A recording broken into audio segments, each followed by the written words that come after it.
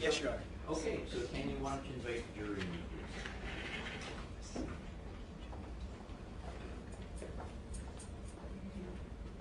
It appears to be a sense.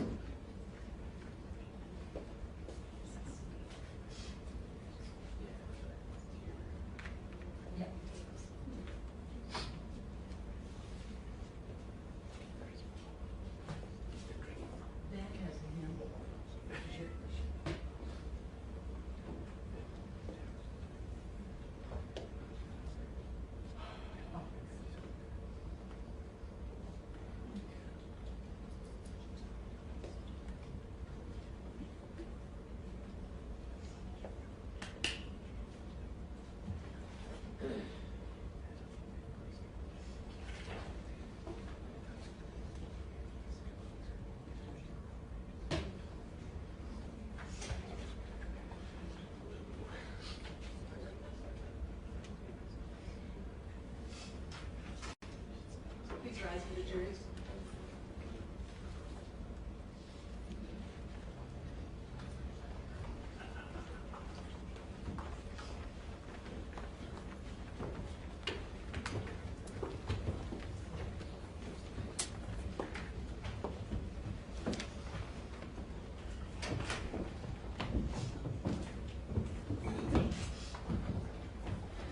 Please be seated, folks. Thank you. Mr. Trustee, you want to call your next witness? Thank you, Your Honor. The defense calls Christopher Bowman. Good afternoon. If you just step up here and raise your right hand, I'll swear you in. Swear or affirm the testimony you're about to give to be the truth, the whole truth, and nothing but the truth. Thank you, sir. Good afternoon. Good afternoon, sir. To the best of your ability, please try to speak into the mic. Okay. Could you state your name, please, and spell it for the record? My name is Chris Bowman, C-H-R-I-S-B-O-W-M-A-N. And Mr. Bowman, could you give a business address, please? 1313 North 13th Avenue, Walla Walla, Washington. What is located at 1313 North 13th Avenue in Walla Walla, Washington? Washington State Penitentiary. Is the address an accident, or... It just turned out that way. It used to be a post office box, but when they went to the city address, it just turned out to be that. Okay. So, who is your employer? Department of Corrections. And how long have you been with the Washington State Department of Corrections? 33 years. Why don't you just briefly summarize for us the positions that you've held with DOC? Is that how it's referred to? Yes, sir. Could you summarize the positions you've held with DOC, please? I started as a correctional officer, and then I promoted to a correctional sergeant, and then to a unit manager, correctional housing unit manager, and then to a facilities manager, and then to the position I'm in right now as associate superintendent. And how long have you been in your current position, sir? 8 years. Just to give us a brief idea, correctional officer, what are the obligations of a correctional officer? They perform security work in the living units and on the perimeter. They count the offenders, they supervise movements, they search offenders, they search cells, they do security inspections. So those are the folks who are sort of on the ground every day in and amongst the offenders and doing the most basic functions of the prison. Is that Yes, sir. a fair way to put it? Yes. What are your responsibilities as an associate superintendent? I work directly for the superintendent, and I have 2 direct reports, a captain and a correctional program manager. I'm responsible for a portion of the security-related functions as far as it relates to tools and keys and perimeter security. And also I supervise 2 medium security units that have 512 beds, 3 close custody special housing units that house mental health and protective custody offenders. There's 324 beds there. And then supervise the two intensive management units, which is maximum security, and there's 294 beds between those two facilities, or units, excuse me. Let me ask you, do you have any idea what percentage of offenders at the Department of Corrections have mental health problems? I would say probably approximately 30%. About 30%. Now, when you give that answer, are you talking about just the offenders who are in a special mental health unit, or just are those all the offenders who get mental health medications of some sort? Yes, that would be through the entire facility. So, if you're in that 30%, then let's say you're medicated for your condition. If you're not in that 30%, then you're probably not medicated. If you agree to participate in the medication protocol, then yes, you would be receiving medication, but they don't have to, offenders don't have to agree to take medication if they don't want to. We encourage them to. Okay. Let me ask you, what are the different custody levels at the Department of Corrections? How do you classify them? We have a maximum security units, we have close units, medium security units, and minimum security units. So there's 4 classifications, if you will? That's correct. And what are custody points? Custody points are points that designate where an offender will be housed based on their classification review score that's determined through their facility plan. Can you give us a sense of what the custody points mean as far as where they're housed in the different security levels? Yes, 0 to 34 points houses an offender at close custody, 35 to 37 at medium security, and 47 and above is minimum security. And when you go into a maximum security environment and you're assigned to an intensive management program, your points are zeroed out, so you have 0 points. Okay, so it's best to have more points, is that right? Yes, sir. And how does one earn or lose custody points? How to just a rough idea of how that works, please. You earn custody points through a review period where we evaluate your behavior while you're in prison. So we look at your infraction history to see if you're have any rule violations, and we look at your programming efforts as far as how you're programming during that period of time, whether through educational programmings or jobs. We also look at detainers to see if you have any detainers, and also your escape history. And what is a detainer, sir? A detainer is where another jurisdiction has a hold on a person because he may have committed a crime or be wanted for questioning, or, possibly a deportation back to Mexico. Okay, or somewhere else. Okay, so a detainer could just be you have a warrant that you haven't dealt with in another state. Yes, correct. And that you would potentially be extradited when you're done serving your time in Yes, Washington sir. State. Yes, sir. And you said when you're in maximum security, is that what you call an IMU? Yes. And what does IMU stand for? Intensive Management Unit? Intensive Management Unit? Yes. For a person convicted of, well, let's talk about what if a person is sentenced to death. What unit are they housed in that case? In the Intensive Management Unit at the Washington State Penitentiary. We call it, we have IMU South and IMU North. You'd be housed in IMU North. Okay, and that's the facility in Walla Walla? Yes, sir. And what is the custody situation like for an offender who's in IMU, as far as whether he has contact with other inmates and how often he gets out of his cell and that sort of thing? IMU is a very restrictive environment. They're housed in single-man cells. All of the services are delivered to the cell front. Any movement from the cell is in a minimum of a pair of handcuffs with 2 correctional officers escorting the offender from point A to point B, like to a recreation yard or a day room, or maybe to a visit, which is non-contact, and then they're removed from the restraints when they're put into that environment. But anytime they're outside of their cell where they're moving from point A to point B, they're restrained with 2 correctional officers. And when you say the visits are non-contact, do you mean, what do you mean by that? That means that the offender's put into an isolated booth where there's a glass or plexiglass partition between the offender and the visitor. Okay, so they couldn't shake hands or something like that? That's correct. And then they would speak through a telephone or through a voice screen or something? Yes. And what about close custody? That's the next to the top level, correct? Yes, it is. What is that environment like, please? That's a less restrictive environment. Less restrictive than IMU? Yes, the offenders in a close custody general population are allowed to move freely without escortive staff. There's a staff that supervise the movement, and they can go from their cell to like a pantry to get their meal. They're able to go exchange clothing. They're able to go outside of the living unit to recreation, to the gym, to religious services, educational or job programs. And you said that at IMU it's a single-man cell, single-person cell. What is the situation in close custody? Single or double occupancy? Or It's both. It's 50% double occupancy and 50% single cells. We have 792 beds of close custody. And how is that determined whether they're in a lone cell or a double occupancy cell?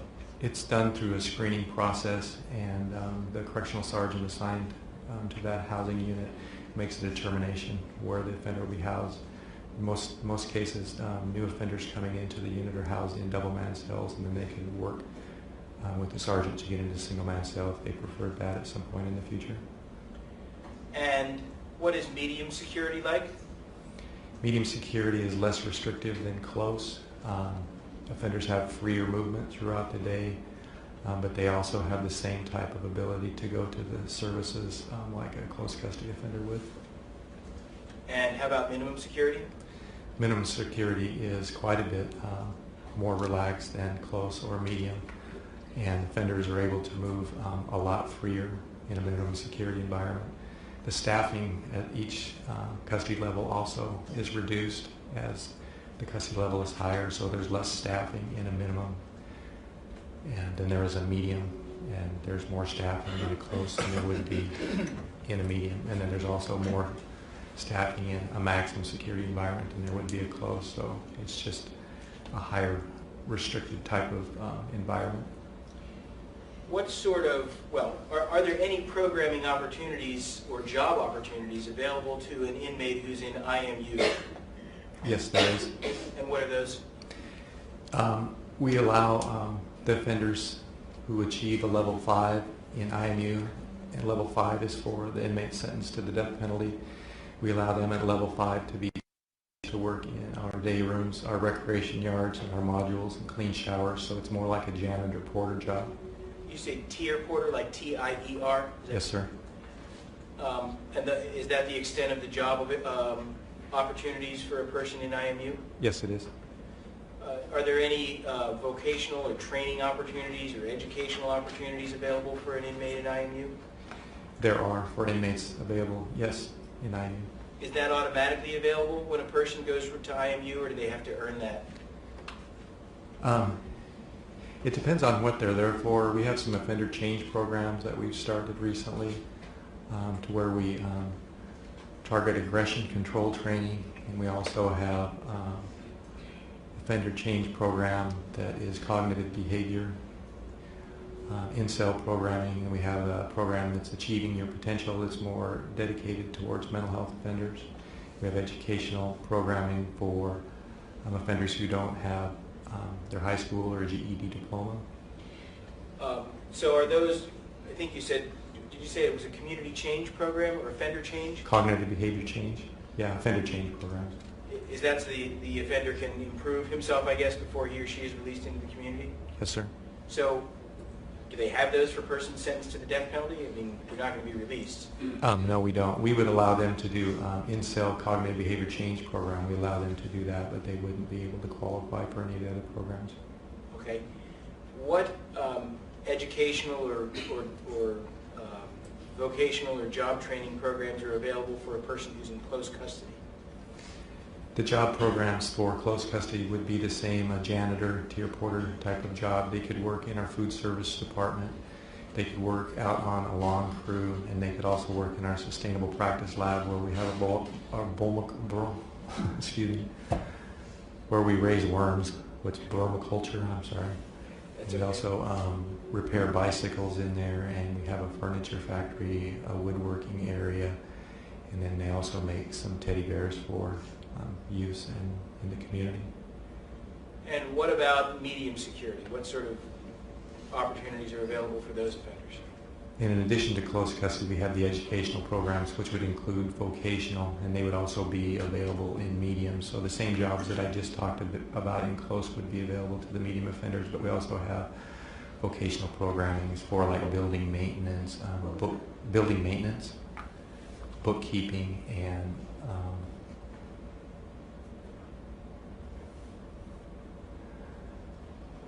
graphic designs for like computers.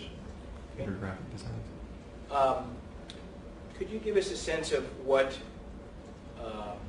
creature comforts, if you will, are available to inmates at the various custody levels, things such as television or radio or internet? What is the protocol for those things? Television and radios are available in all of the housing units. It's more restrictive in a maximum security environment. If you go into a maximum security environment, you have to work your way through a progressive level system in order to qualify for a TV or radio, where in a close, medium, or minimum, you would be eligible to have a radio or a TV in your cell.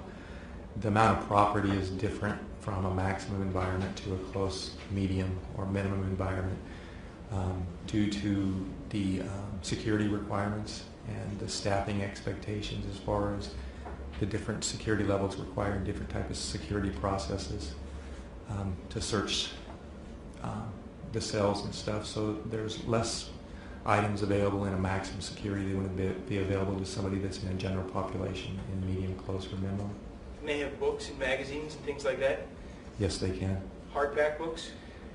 They can have hardback books in the general population, but not in the maximum security unit. Okay. And close custody would be general population? Yes.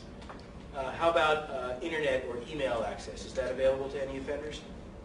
No, it's not. We have a JPay system that allows offenders to download music onto a JPay player, and they can also communicate with their families and others and participate in video visiting with their family.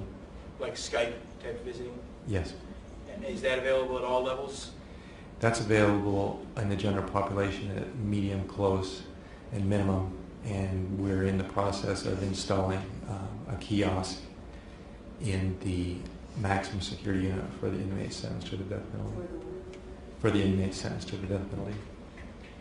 And what about video games? Is that available for any of the offenders? No, it's not. So how does one get a television or a radio in DOC? Does the Department of Corrections give it to them, or do they have to buy it, or what?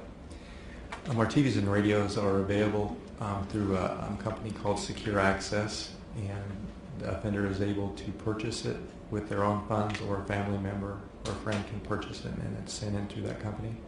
How would an offender earn funds? Through job programming or through family members sending in money to put on their account. How much money can they make through job programs in DOC? There's different levels of job classes. Most of our job classes for the jobs I described are class 3, so they can earn up to $55 a month. We have correctional industry jobs that are available for minimum security offenders at the state penitentiary. There's also correctional industry jobs available at other facilities for medium security offenders that pay by the hour. And are they required to pay minimum wage or something, or less? They don't pay minimum wage, but they pay an hourly rate that allows progression pay based on their knowledge and skill level.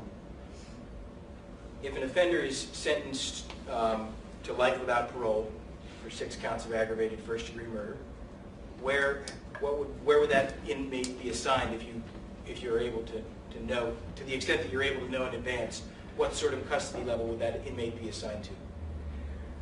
Well, there would be 2 choices. If it was just for the aggravated with no sentence to the death penalty, they would go to Shelton Correction Center, which is our receiving unit, where offender goes through an orientation and a diagnostic testing to determine where he'll be housed. What sort of testing? They look at educational as far as math and reading levels to determine their level of education. We look at medical, dental, mental health. We look at security threat group information. We would look at PREA concerns, which is Prison Rape Elimination Act, so we determine if they were a sexual predator. And we'd also look at employment history in the community. We'd look at religious beliefs and any other information that was available to us. Would you look at prior incarceration records or medical records from prior incarcerations? Yes. And so, where would, if a person gets life without parole, would their first assignment be to IMU or to close custody? Yes, the RCW requires within 10 days of the sentence to the death penalty that the offender is transferred to the Washington State Penitentiary and housed in a segregation unit, which would be the intensive management unit, for a minimum of 1 year. Okay, so RCW, that's Revised Code of Washington? That's correct. Okay, that's for the death penalty, but if it's life without parole, aggravated first-degree murder, and they get life without parole, do they go to IMU or do they go to close custody? More than likely they would go to close custody unless there was an extenuating circumstances that we felt that they couldn't be safe in the general population. What sort of extenuating circumstance would call for that? Somebody that we felt would be a threat in general population. A threat to other inmates or to officers? Yes, or have a threat to themselves. What type of an inmate might face a threat to themselves?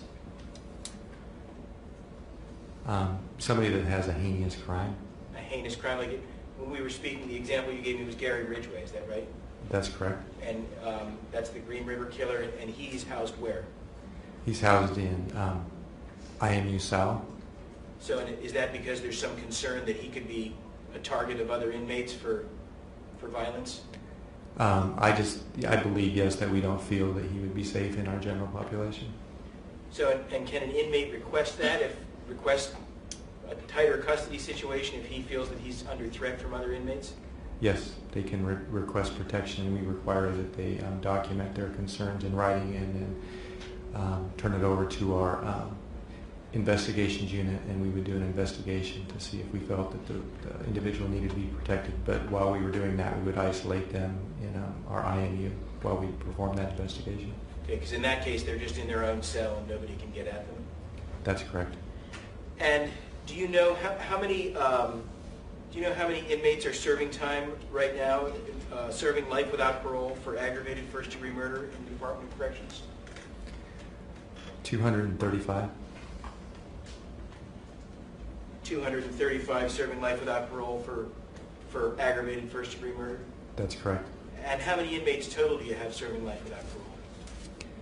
630, but that number doesn't include de facto life. We have a de facto life to where if an offender's age and the time they have remaining on their sentence is equal to or greater than 80 years in age, then they're considered de facto life without parole.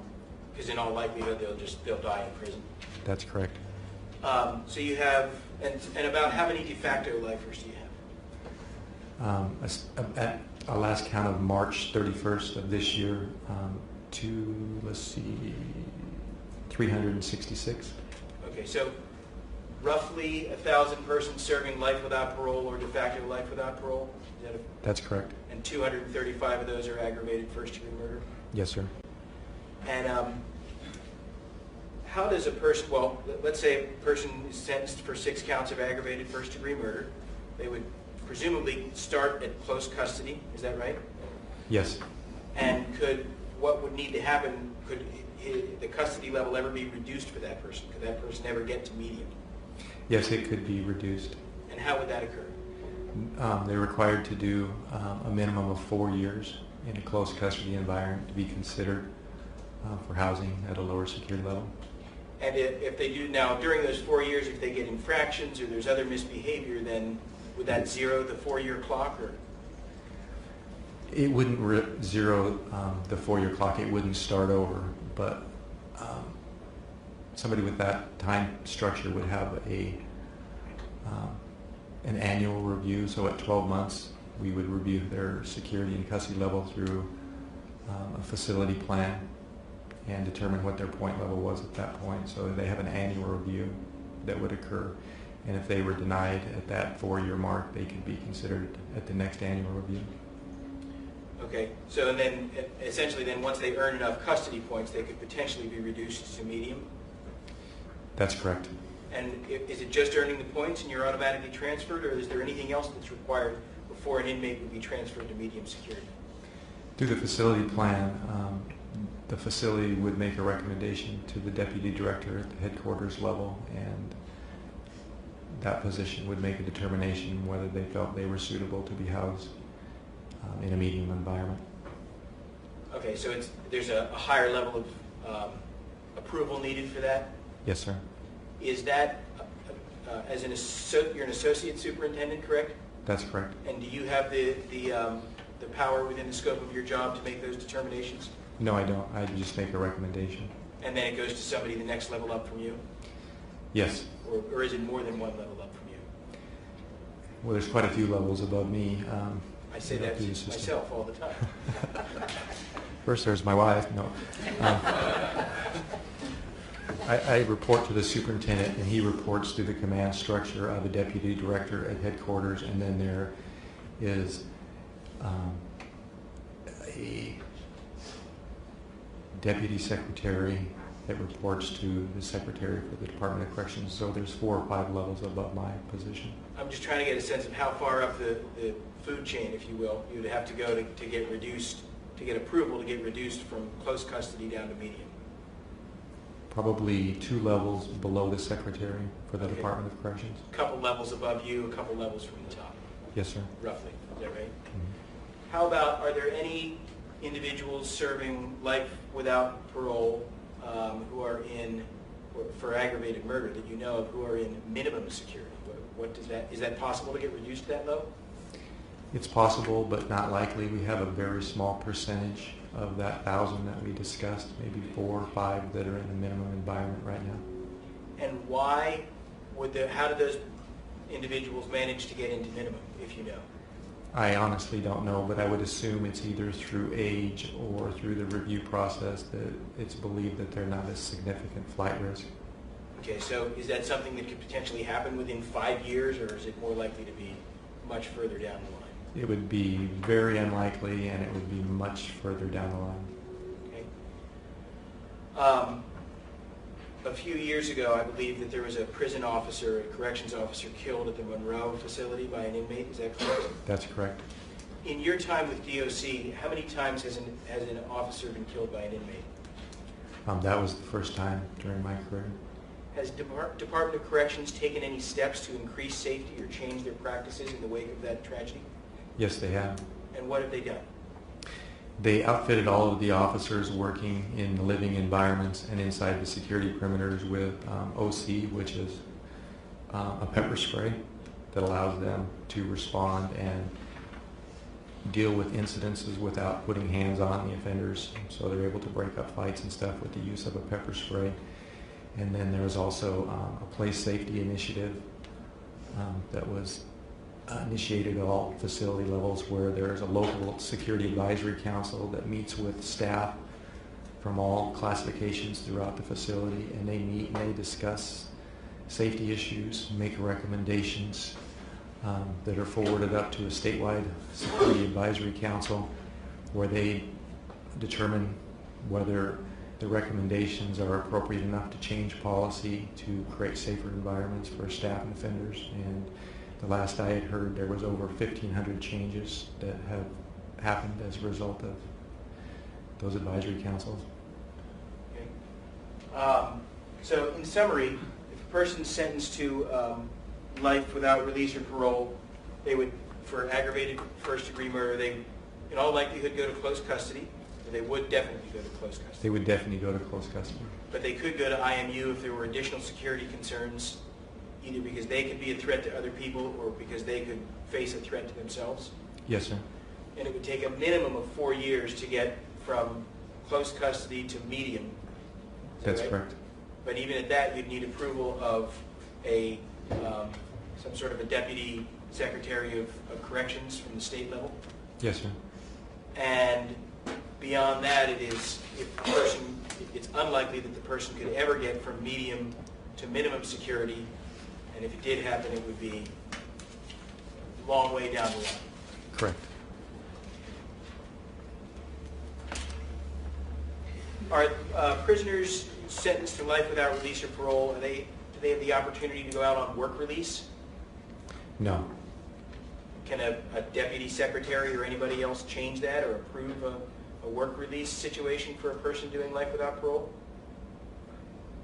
They possibly could, but I would believe that they wouldn't. Have you ever heard of that happening? No. Is a person allowed, a person sentenced to life without release or parole, are they allowed conjugal visits from a spouse or a girlfriend or boyfriend? They could be considered through our screening process once they achieve medium security. Even if you're in medium security, though, a conjugal visit is not guaranteed. That's correct. Are they allowed furloughs? If you're sentenced to life without release or parole, can you get a furlough to go to a family funeral or something like that? No. Okay, thank you, sir. I have no further questions. You're welcome. Cross-examination, sir? Thank you. Good afternoon, Mr. Bowman. Good afternoon, I take sir. it you probably drove over this morning from Walla Walla? Yes, I did. All right. How's the weather over there? It was great. Okay. It's even nicer here. I'm just going to ask you a couple follow-up questions, if that's all right. Yes, sir. In talking to Mr. Prestia, you mentioned sort of the process that someone who is sentenced to life without the possibility of parole or release goes through. And let's see if I understand this right. Everybody goes to Shelton, the facility at Shelton first? That's correct, unless you're sentenced to the death penalty. Excuse me. Yes, sir. You're absolutely right. So if it's life without the possibility of parole or release, or all the way down to a relatively minor felony conviction, but that involves prison time, everybody goes to Shelton? That's correct. And is Shelton sort of the clearinghouse then, and it's at that facility where it's decided where individual offenders are going to wind up? Yes, that's where they receive their parent facility designation.